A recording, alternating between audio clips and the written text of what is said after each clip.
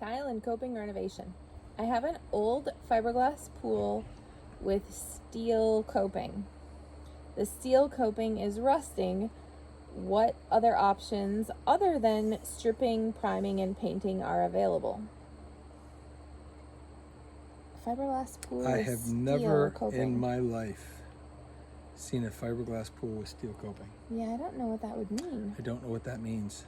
So I would go with option A, strip it, paint it, reuse it, because I really don't know. Strip, I've never seen prime, that. paint, or wait, send us photos. This could be a vinyl liner pool that would have a steel type of coping on it or something, but short of photographs, I don't think we even try to answer this one because I've never seen anything like that. So yeah, send us some pictures. send How us about that? photos and We'll be able to help you for sure.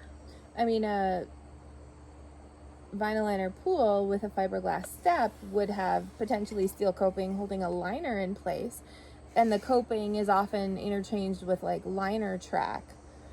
But yeah, please send us some photos.